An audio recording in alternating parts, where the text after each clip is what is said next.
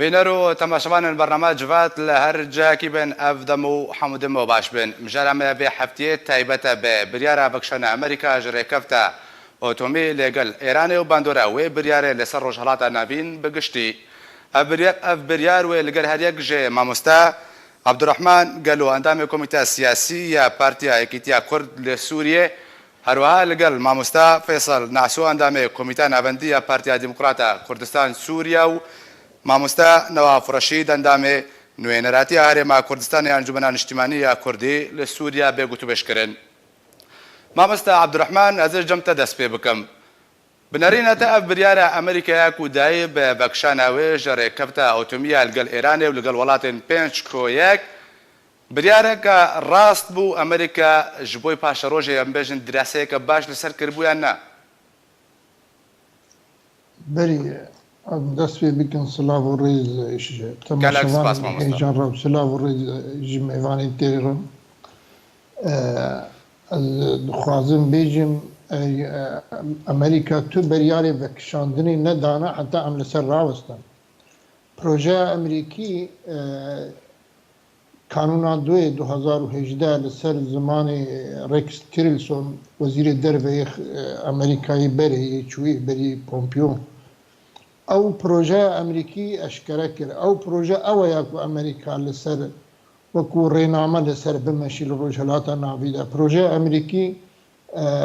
ji salê notada qirnê bîstê ketiye tenfîzê de ew proje ne reîsek çê dike û ne jî wezîrek çê dike yê ku beryara Emerîkî stratejiyên Emerîkiyê resm dikin û tertîb dikin ew serspiyê wan e yê difikirin ewana çêkirine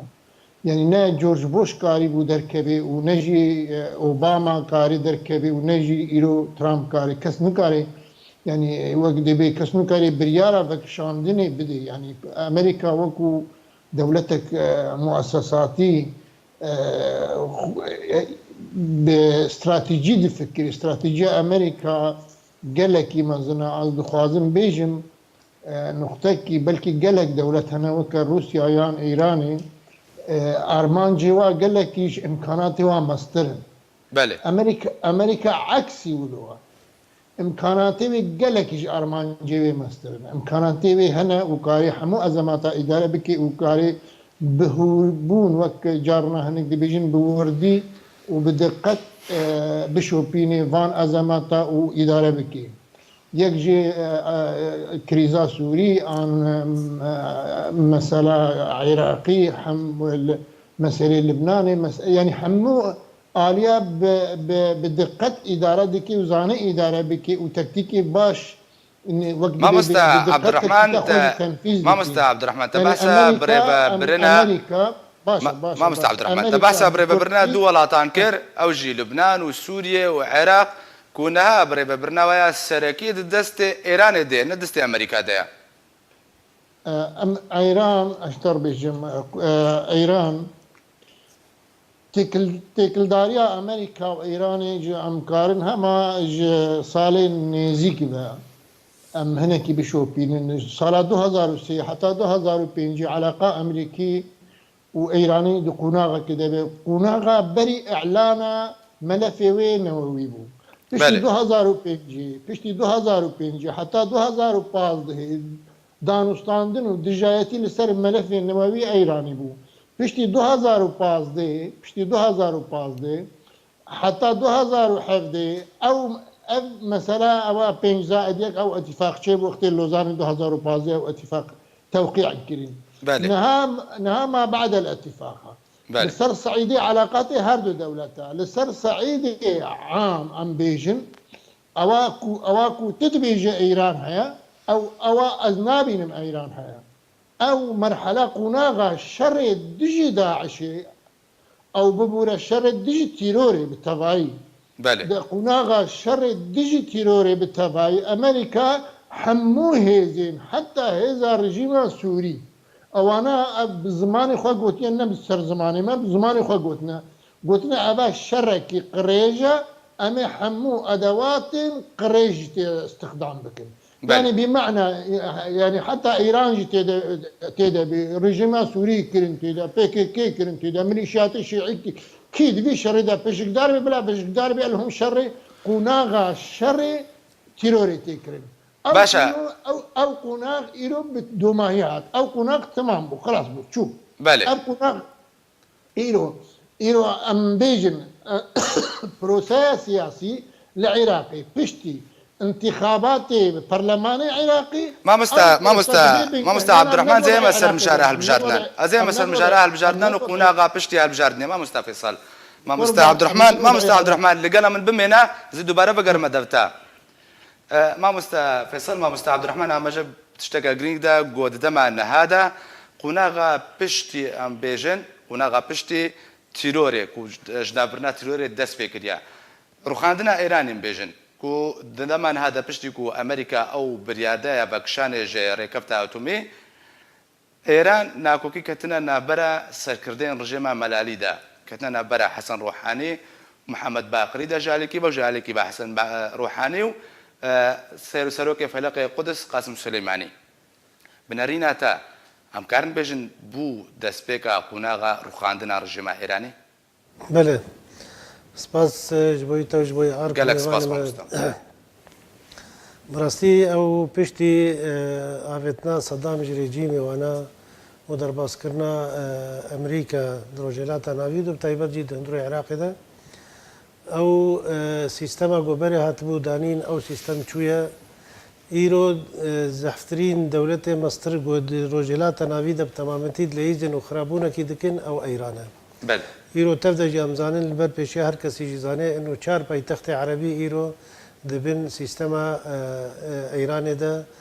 کار بکتینن وقت بره جین هاجی دواره روشنبیری دی دواره سیاسی دی دواره آبوری دی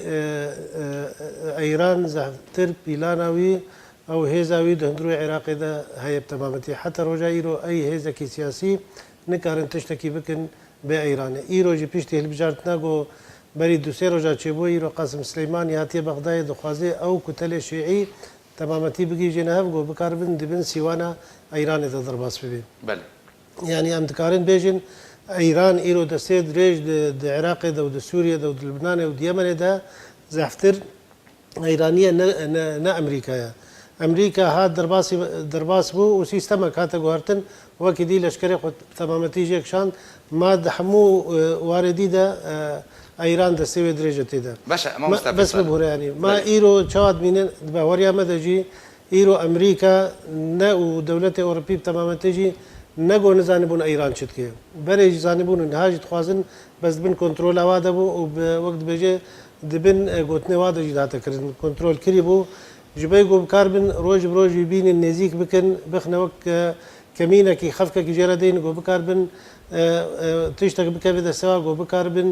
دیجی روزک جروجا و نزیک دواره لشکری ده گو بکاربن لإيران بخن أو إيديولوجيا قواتية دانين أو سيستما قواتية دانين حموجيد بغريام ده بعابتن دمكي نزيك ده جي ندور يعني. باشا ما مستا فيصل ما مستا نوافذ بما دفتا بفي بريارة أمريكا هجمون رولا بجن إيراني ويد روشهلاتنا بيندا بقشتي ولاة اليمن عراق لبنان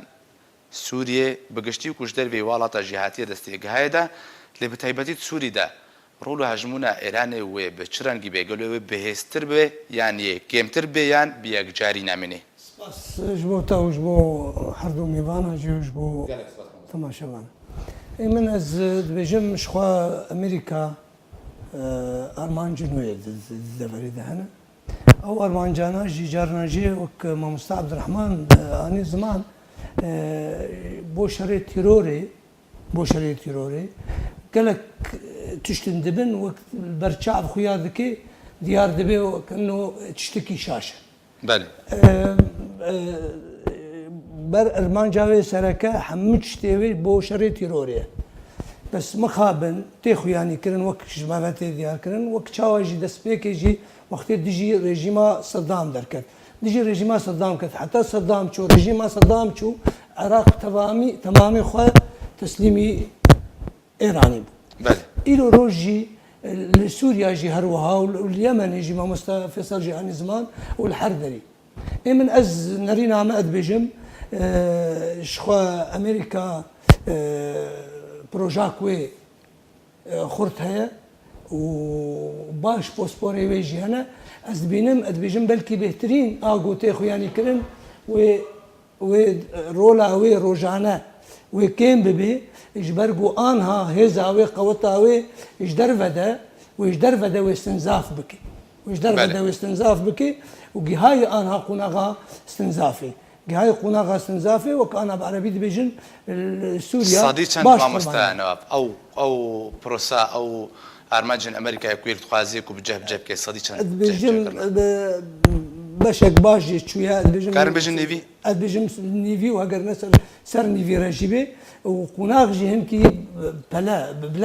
بلاز دچي اگو تاگود جي دخوازي نبس ويجي دخوازي ابتزازا دولتين جو انها او تاگوتن بينج زائديك او جو انها هناك برجواندي وان بايران دخوازي وان جي ابتزاز بكي وقت يقول بيجي ازي خوفكشي نمج ركفتنا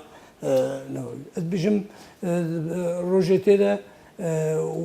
قالك شتات برهفرة امريكا دمشيني وما مستا عبد الرحمن قلت تيرور مثلا تيروري بس ويرجي فيجي دبيني خلفيك تيروري يجبرقو نقلكي يعني قالكي مرو باورناكي وقتي تيد نري قلت ادواتي قزر وخراب بكارتينيش بو شركي قالكي خراب اعتماد شر حزب الله دكي حزب الله نكيمي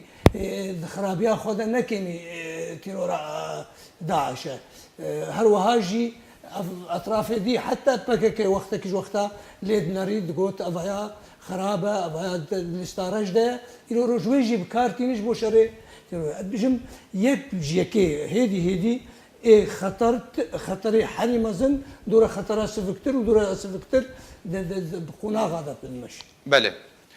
باشا مامۆستا عبدڕەحمان زێ دووبارە بەگەرمە دەفتە مامۆستا نواف داوین گوتنا خۆدا گوت و ئەمریکا دخوازی ئارمانجن خوێن تایبەت لێ دەبەرێت جێبجێ بکێ و بێژن قوناغەکە گەلێکی مەزنجی ژوە ئارماجا دەرباس کردی و جێبجێکردنا بنەریناتە بەشێ کووردا بەشێ کوردی لە هەر چوار پارچەی کوردستانێ بێژن و لە باشوور و بەتایبەتی ڕۆژاوای کوردستانێ ژوێ پیلان و ئارمانجا ئەمریکا چییە؟ يعني فايدة مجي بله بشوي وقازانجي سوزجي باش بحراوي از دبين امج موضوعي خواج مجارة خوا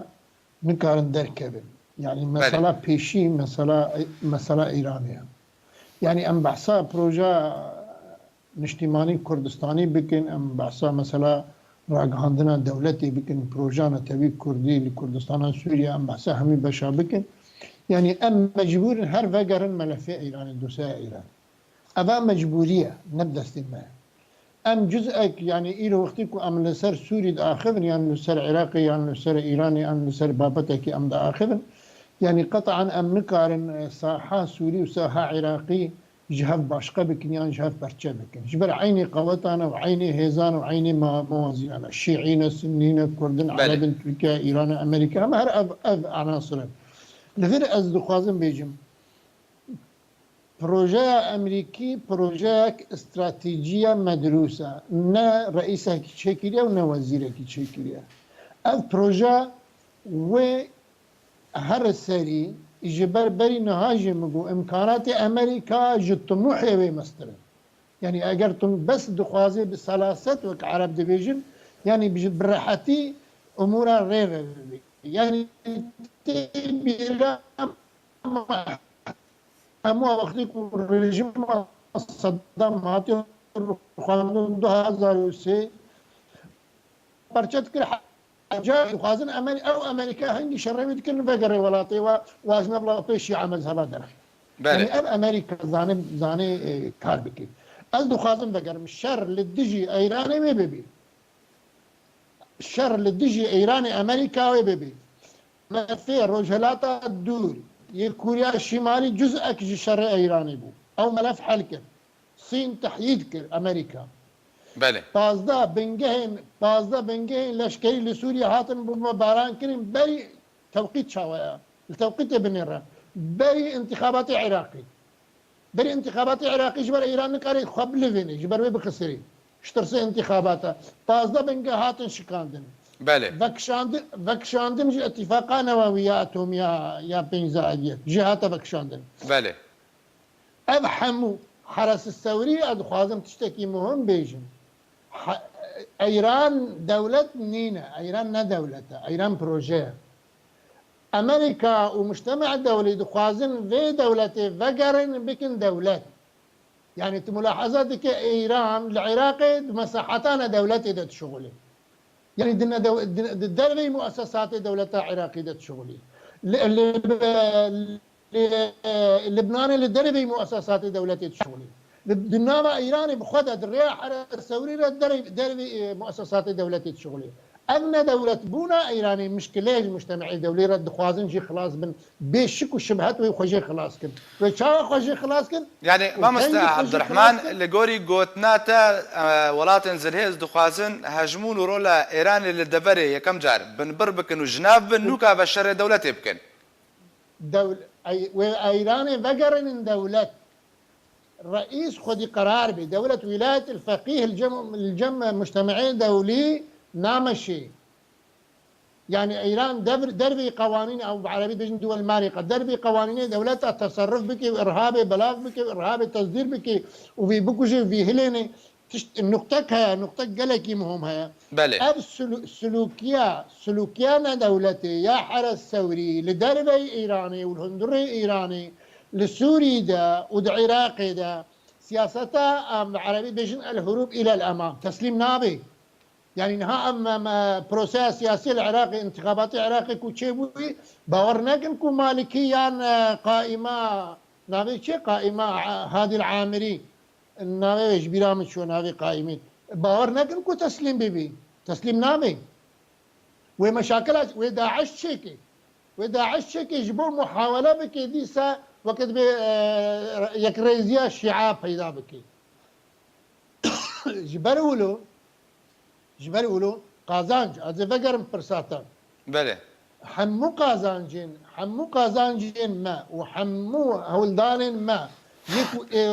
ي بروجي مين نتوي يان بروجي مين اجتماعي انا حمو ام مجبور ام محكوم ببروجي امريكي نها للشرقي فراتي استراتيجيك الرجالات استراتيجيك هواي فراتي استراتيجي هاتنا ميدان نتيجة تفاهمات دولي واقليمي لام وكو حركه وكو تفجر ام محكومه بروجيا امريكينا لرجالات فراتي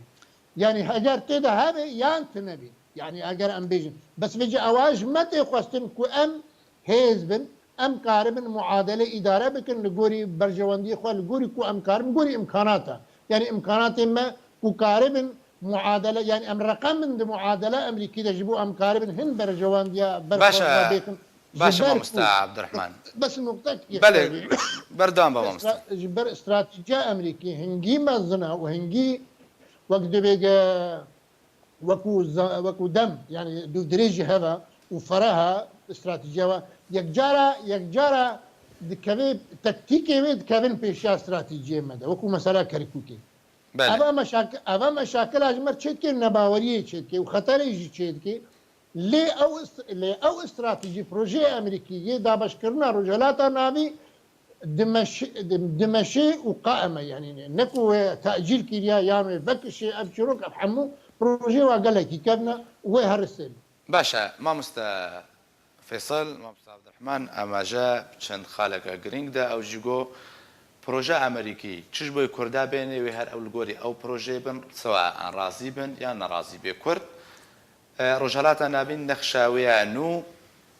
دس بكريه وبردوام وقناك باجي بريا دبا هافكشن سياسي حمويدا يا اول جبر تشي كرد امريكا تصر فرض بك دبي قبول بك راضي بي ناراضي بي يا دوي نخشان و كوج رجالات نابين تي نخشاندن تشش بو كردان بنارينا تهات يكرن انغو حساب جرهات يكرن برينها جبجيتكن سپاس بهوریا مده کرد نتیجه پیمانه سایکسپیک و یا چه بود سال 1915 حتی روژا ایرو بله کرد هاتیه پرچکرین ناو 4 دولت ده اف دولت هنه هر یکی جی پروژه کی تعداری ظلم و زوری دگهنه کرده هکل ترکیه هکل سوریه هکل عراق و هکل لایران به کرد دواره جغرافی ده مجبور ان چت ده استادنا کی بکن در و دولت هانه یعنی امریکا ایرو در باسی منطقه بویا بگوره در باسی منطقه بویا امریکا پروژه کوی هیا او پروژه وینا تمامتی حتی روژا ایرو نقله کی زلاله و نقله کی دیاره او وک دخوازه چواد دندرو عراق ده او لشکری وینا حمو برعافتي كر حل كر ما فوضاك وأود بيجد تعبيره وأنا ده تكرن إنه فوضى الخلاقة آبتن حتى رجاء إيروجي أفسي صال صدر باس هو ناكوكي وبروبلم نروي فا ولاته يعني ده خلاص نابي يعني بله يادي إجبوي هبونا كرداد بهوريا مده أمريكا ده في دماهانه ده بشتا خوانا ده كرداد یک جه او کسی وقتی براکوژی هبود نبرا پارتی ده و یکیتین اجتماع ده اوی وقتی وزارت هوای در و مدلین اولبرایت او پیمانک استراتیجی نبرا هر دو پارتیا ده چه بو او هر دو پارتیا گو سرکن ایرو تنطور کردستان عراق ده کار دکن و خبات دکن حتی روژا ایرو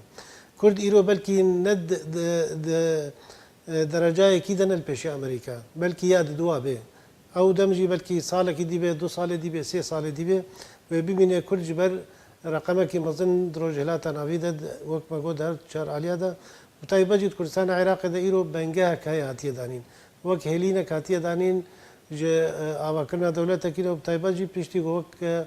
بري چند ما كي او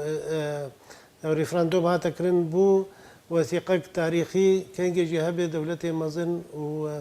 وقت الأمم المتحدة وإيرو الوي وثيقة فقر نيجو سروك مسعود إيرو دوي دبي دبيك آن يعني بله إيوه بيمين أمريكا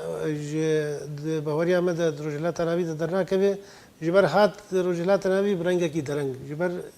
روس كد تدرباس بون أو تشتغل روس وقت خونك بجوارة بجهن أواس بي والأشكري خو بجهن بيمانة رجيم سوري تشيكن دوی وقت ده حتی اتحاد سوویتی جاب و ایرو روز در باس بنا او پیمان خوب رژیم سوری را حتی 5 سالی گریدانه و ایرو جی وقت بسر آواز پیتشه گو هر دخوازن در باس کن قیران سوری او یک جه صدمه کی فرمیه تیدا بکاربن و قیران وینا حل بکن ایرو بهوریا مده او تشتی مزن هنا نورا روسا و امریکا ده نجهنا انجابا حتى تعليب هورا او دانو استادنا وهاف يعني حركه خوازج عليه كي بكي بس تشتن جهالة وقت بيت بن طاولة ده بيرا درباس من ايرود منطقه دالي منطقه كرديه ده حتى دير زوري ورقه ام بيجن بنتسي امريكا ده بحر دنيزو ساحل وانات بنتسي روسيا ده وكي ديجي عليه جرابلس ومن بجوانا جي ايرو او جرابلس بنتسي وعفرين ايرو وقود بنتسي تركا ده هرسه دولتي هاني ايرو تايبت جي امريكا وتركيا وقت بيجي انجابه كيف هبو دورا بيجي قيرانا سوري چرا سر بكرين يعني باشا ما نواف زي بما دفتا بري چند روجان هر پشتی بریاره امریکا به وکشانه دانستاندن اسیتانا انگوجن گران نهان هذا الدرخستنو بداوی هات دوی درده وكو خياب الدانستان دا او خا دا خيانيا حفت خالبو باگر شاش نبم بلا فكرن ته گرینگی ندانا کریزا سوریه بهتر گرینگی و انگو گوتنا بهتر سر او بریاره امریکا بو بریاره امریکا يعني تاچ استکی باندور ل دانستاندن اسیتانا انگو دانستاندن ناب دولتی تکه او انکو حول ددن چاره سری که سیاسی جبوی کریزا سوریه بین امریکا شخوا خودی پلان خودی پروژه بله پروژه ویجی دمک دریج دست بکریه و هر وقت يجي استنجي تشيد بن بيشاوي بس ودما دريج جيرد في يعني هنا وداج وقتها روح عندنا يقرتيا السوفيات دس بكريه وحتى ان هو بلكي ده صار ديجي بيناوي فرا د بروجاوي ده في بيجي قناغكي استقرار بله آرامی دفرا رجلات ناوین دچیبه حتی گو کاربه برجواندی خوشی بجی بینی و حتی کاربه پروژه خوشی بجی بینی وکم زن تانی زمان جی پشترکا کردی پشترکا کردی گلکی گرنگل باوینا بس دیار نابه اهتماماوی حتی بکجاد ویش برگو یک صدمم گو حالا آرامی و استقرار وراش رجلات نافين شرابي يك جوان بروبلما يك جوان مشكلة قضية كردي جبر في كي دفي شارع سرب بيه دفي شارع سرب بيه بس نمعنا خوجي ام كرد دفي ام جي خوابكن جي مشكلة يعني دفي ام ببن براستيجي ام معناه خو ام ببينن وك ام تزانن جي بروجاك ويهبو حتاني كي جا دفري برقو كرد اون ايجو دفي دفري ده بروجاوي ايجو هيفيل سر وانتي غريدان و بروجاوي بجيبيني بروجاوي جي ام تزانن هاجر جدر في برجواندي ومصالحي وحمو شتيوي بس بروجاك ويه او بروجا هاني كيم نتو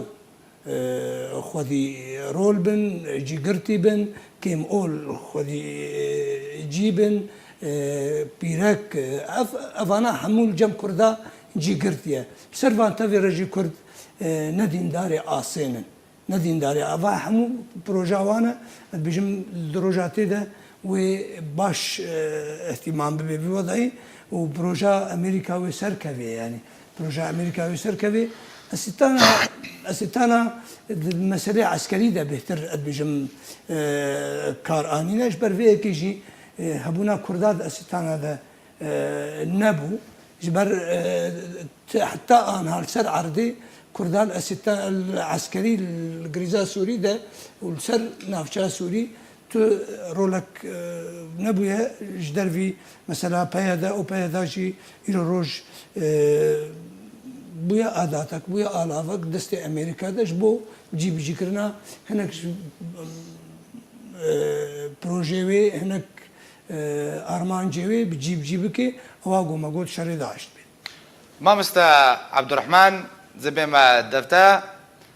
جدمك واسيتانا دانستادنا نوي دس بيكرنا وحتى وكايرو بناريناتا چتشتكا باش جبوي سوريا پیشکش کریه بگمان جبوي چارە سەرکردنا کریزا سوریه یان بتنه اف دانستاندنن کوتێنە کردن و اف کۆنگرێن ناودەوڵەتی کوتێنە کردن مەبەست جێ ئەوە درێژکردنە نەچارە سەرکردنا کریزیە بلكي استانات تي د چارچوي هولدانا تركي ومحور الروسي كوكالبن چارە سەریش كريزا سوريا ربين يعني بخوا استانات شي جبو بديل جنيفر جبو چارە سەریان دولتي رش كريزا سوريا بخوا ارمان جي ابو وامريكا بخوجي وقت بيجير النفالا بو هيك كرد هذا انا نقلكي يعني باور بك جوفاتا امريكا نلبي ببريار الدوليه الهرم بالكدي بجوفاتا كو امريكا تقدر تنبي ببريار بحال متشروكن اف ترتيباتي الرجيم السوري بني ايراني بنفت اطار تفاهمات روسيا ايران تركيا واطارات او استانا تشيدبون امريكا يقول ازند جي حمو هولدارن كو يعني چارە سەریکە سلمي يجي كريز روري دارن من ازند جيما لامريكا جرى نمالا ابو بخوا كريزا سوري ند ريا جني في ربي چارە سرنابي وچارە سەری جناي حتى رجيم ايراني جي سوريا وميليشيات شيعي جي سوريا درنا كفن ومش ميليشيات تندرا وكو بيكي جي حتى او جي سوريا درنا كفن مشكلة سوري كريزا سوري چارە سرنابي تو يعني تو چارە سەریە برچاب يعني از بيجم تو بيجي ويدي بيجي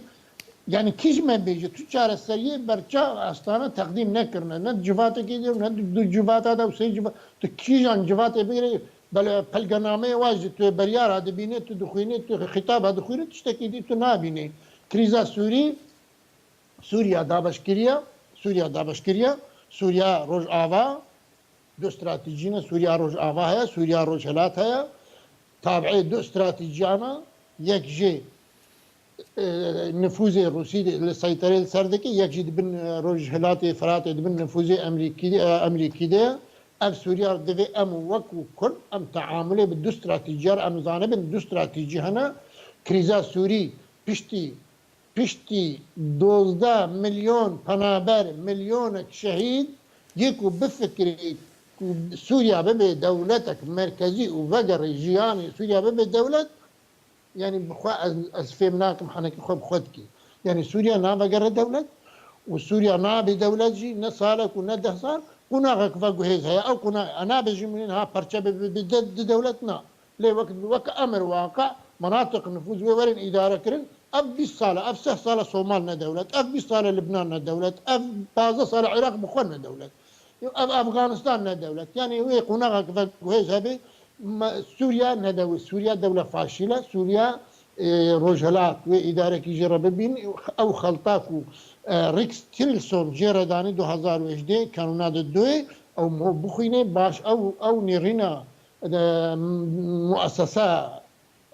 جمهوري حل شارع سريج كريزا سوريا عين نيرينا تريلسون بالخنام لسي أو شارع سريج كريزا سوريا دانينا أم وكو كرد في أم تعامله بواقع بأمر الواقع ربك أم تعامله بتركيا ربك الغربي فراتي أم زانب العافرين جبر برشلج ولاتي بتابعي تركيا شرقي فراتي أم تعامله لقل أمريكا بكن أم زانب شاوة تعامله بكن وأم يكو مراهنه دكي لسر دركتنا PKK يان برشبونا PKK بيد يان واجهة فقطيني أو قلتي نزانا حتى أمريكا جيبي أمش أمريكا شيتر زارن جبر أو رهان خاسرة جبر PKK وبيد نكارنج مشروع إيراني مشروع الشيعة مذهبي دركبن أو مسألة استراتيجية وبفشلن لأوي محاولة بكن وخلقي قنديل درخن وعلى أساس خلتك عرب واج كرداج جي خلقي مي كردي نبشة عشائر تبلي هذ خلتك أمريكا أحزابنا تشيكي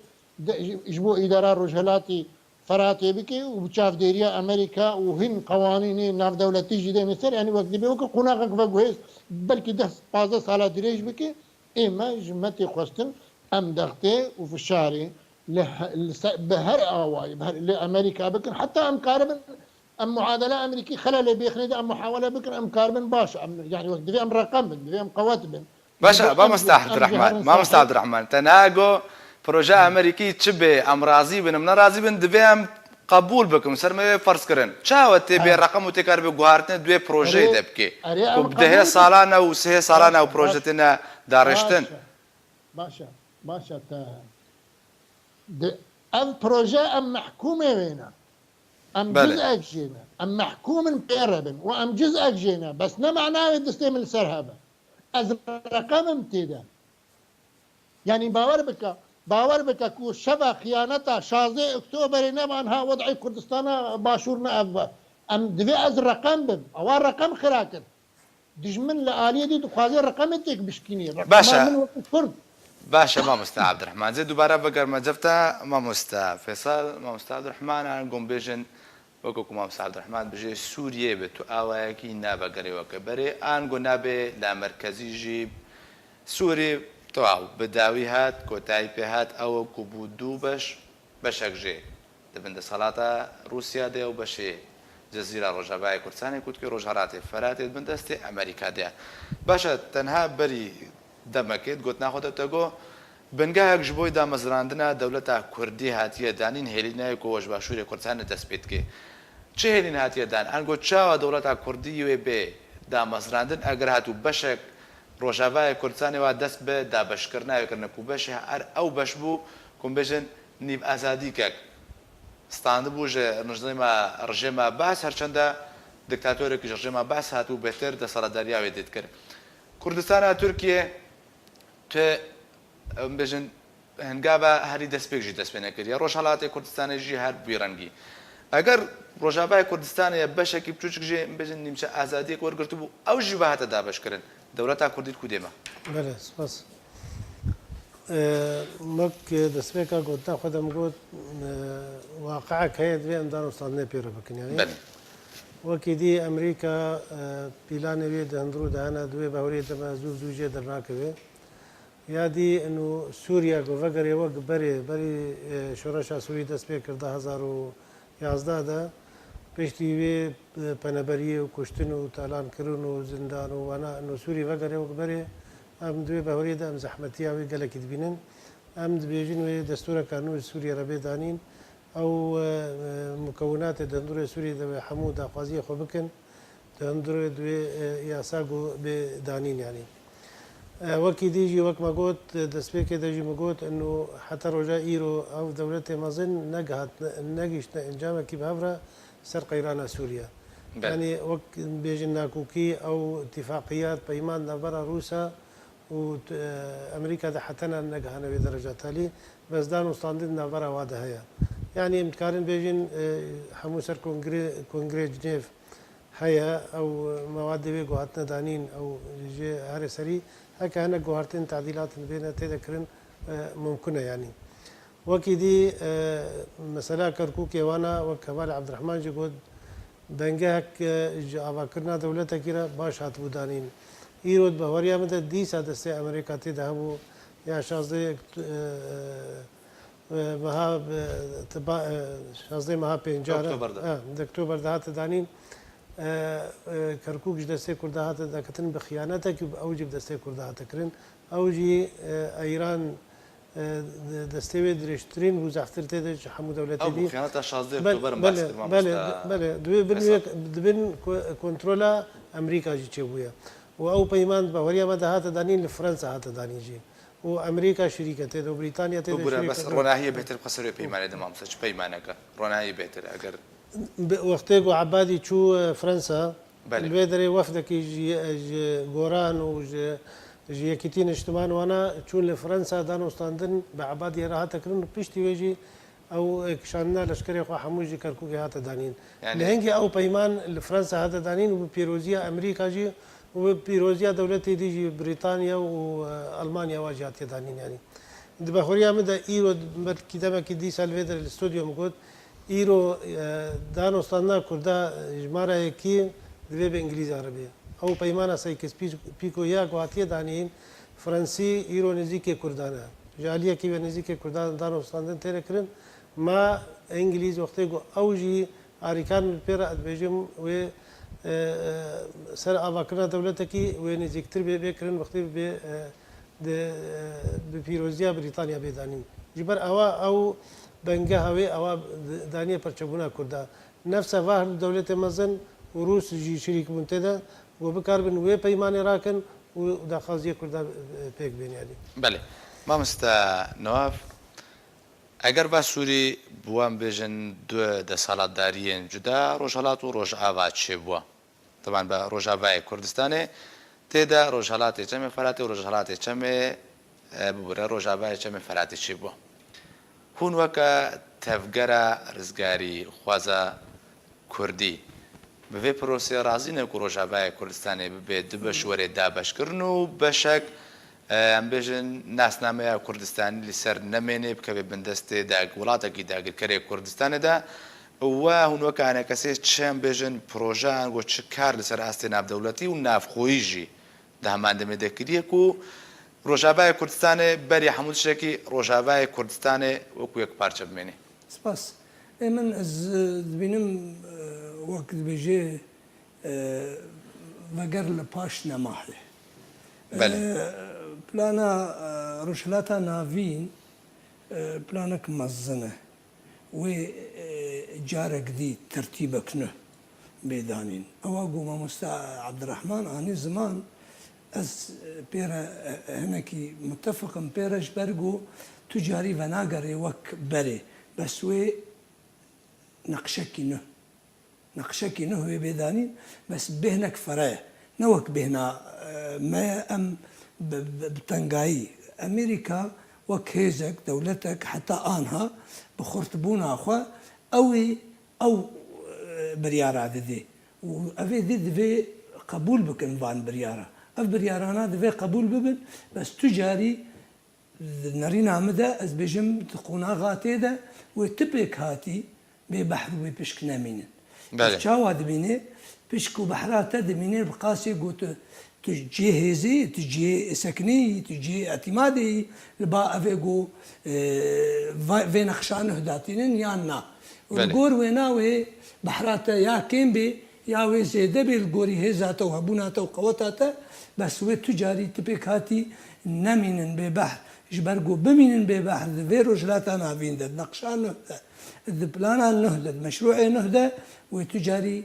آرامی دبریده چه نبن و یک جشتی سرکه آرامی چه بی وقت ما مستعد عبدالرحمن دست بی که دجی گوت خلق براستی جی ببن دولت هر یکی سینوری وی خویانی به دولت آویده و هر پیک هاتی جی خودی ماف و خودی حق بد سینوری خوده و اذا آگو پیش روزی دبی او خوناق بهنك فرد بي يعني امام مستعد افتي واتيك وبيسنا كار للسر بروسانا تويا كردي وريكرن جبر بروجا روجالاتا نافين او كو هر بك هاتيك ما في خو بغري اوتوماتيكيا بيجن دولتك اما از بيجم قالك ام هبن وام بالقوري هزا خو وقور قوتها خو وام خابكن جي مشكله جي بو ما في خو حقي خو هر وقتي بس تجاري از نابجم بلا ام دفش خبردن وشتي بي او بنا دبي ام كار بكن وام يكريزيه بكن وام حمو كارا بكن امريكي جي وكهزكي ودولتي زلهيز هر وقتي مساج عددن هر وقتي مساج عددن حتى اني داقر كرنا كركوكي وعفرين يجي يك جوان مساجي فان دولة ابو تجاري وقبول نبي خلقي فقرن الباج ده انها الى روج ازي وك نمونه بينم زمان دولة تركيا دولتك دوست وهف بنده بأمريكا را بصدي سالة 100 سال شي بويا إيرو روج هناك جماك وكرد وسرسري وانجي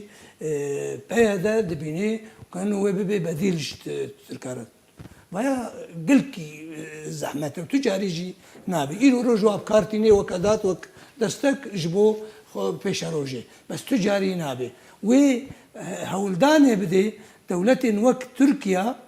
بين تشيكرين في دفرده دولتي خدي مؤسسات خدي سينور خياني بي ونكار بي درباسي دفرده بي وهر كسكي بجموعة قناغاتي ده وكسي بي مافنا من وكبري وخلقي وتجاري قبولنا بي وبروي آرامي چه نبيش بر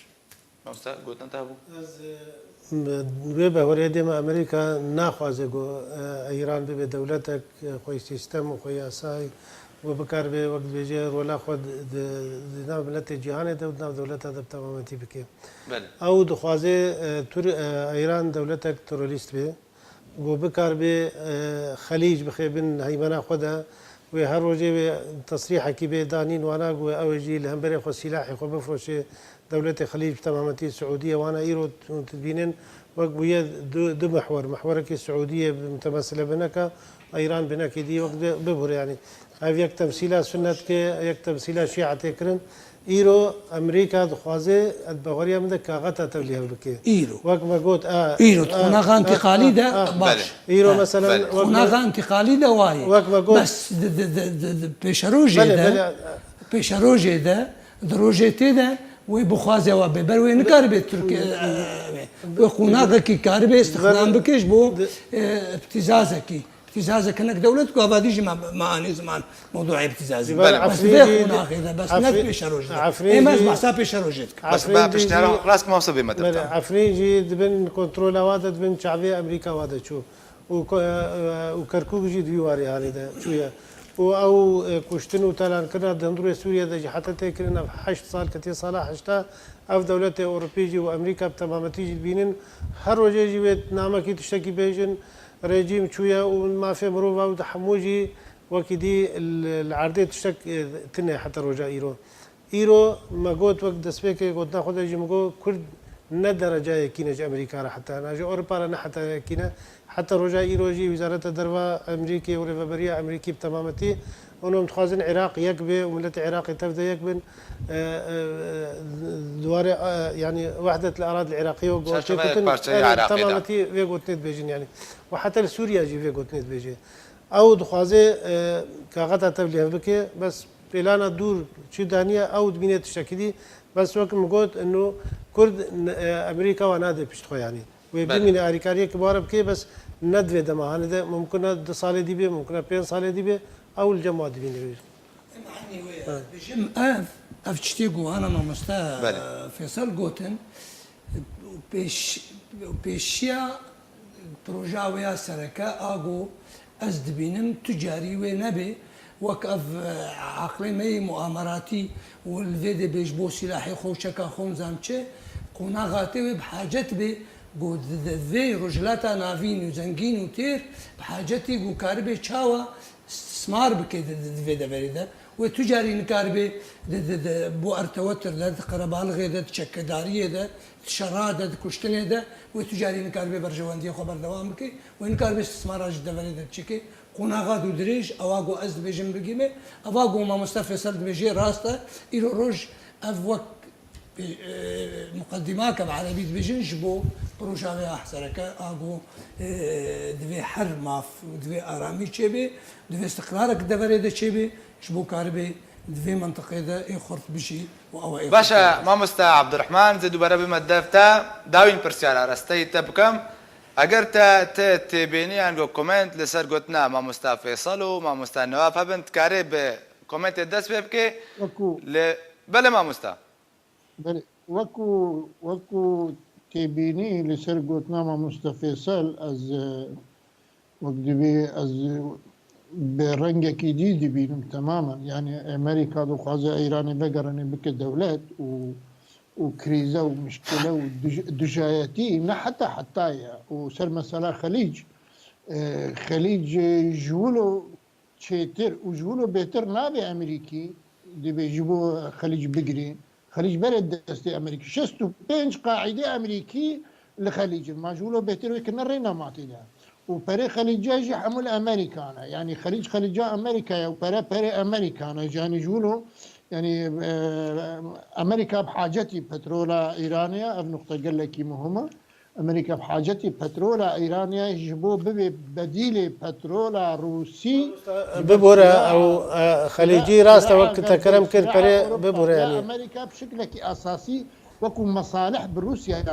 اما امريكا ايران مشروع ايديولوجيه مشروع خطر لسر منطقه ما وسر لا خليج راس بريويل امريكا بس شركات هنا او شركات مظن وقت تحكمت بريارة تيركرن هر روجه سلاح كينو هر روجه چقدر نو جدبه الواده دوي الجود دمج سلاح خوبي فروتن يعني او تدبينه ببورا حتى ترامب خليج بري دمكي الجور غانيت بيجين جهاش 100 مليار دولار دانو ستاندر هاتيه كرين يعني بريجي تكلي انا بس ايرو وقت ترامب زحتر او تكنولوجيا مدني نا ارزان ترجع عسكري وقت السلام هذه التكنولوجيا مدني نا ارزان ترجع عسكري يعني أبا موضوعك منتين جي لأمريكا وبخوازي رجيم إيراني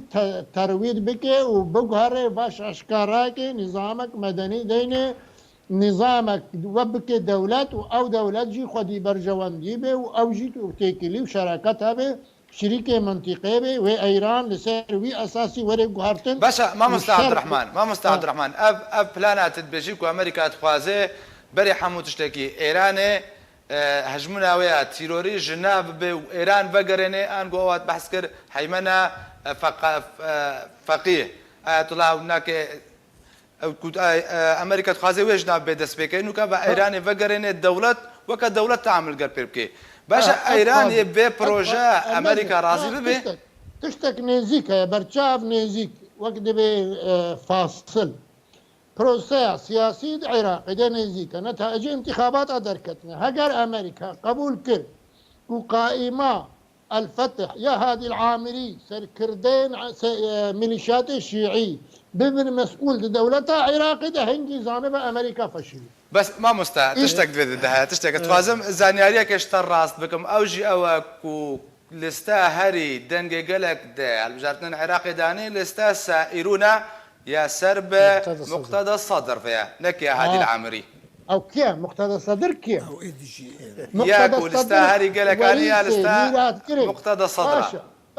بس اذنان بدا مقتدى الصدر كري مالا الصدر ميراد جري مرجعيه شيعيه دنيايه النجف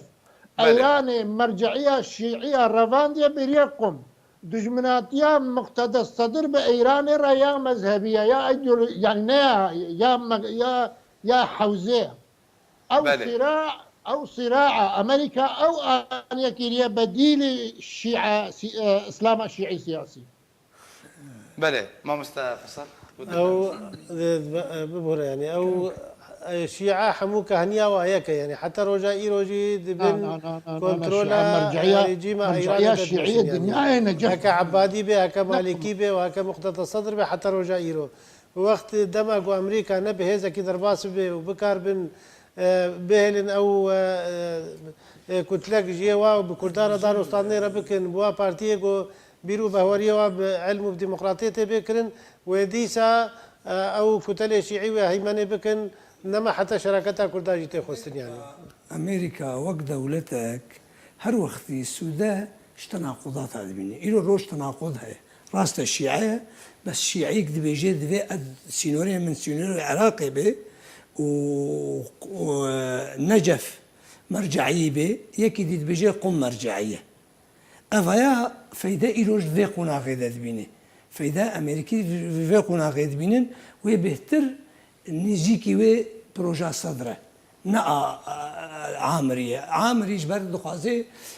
إيران بيت تمامي عراقي ونا بس تمامي عراقي جي هري حتى ولاتي عربستان عربا حموجي داقر بكي وبكي قريداي بولاية الفقيه أبا ياقو سركا أمريكا إيرو روج في ذلك السوداد بينج مسألة تناقضات قلنا برا دو طرفا بله تماشفنا جاد داويدا قالك سباز جبوي مع مستا نواف رشيد اندامن نراتيا هرما كردستانيا انكسا هروها قالك سباز جبوي مع مستا فيصل نعسو اندام كوميتان بنديه بارتيا ديمقراطية كردستان سوريا ومع مستا عبد الرحمن قالو اندام كوميتان سياسية بارتيا ايكيتيا كرد لسوريا كولي قال من بونو جاليم بجي هرشادو بختور بن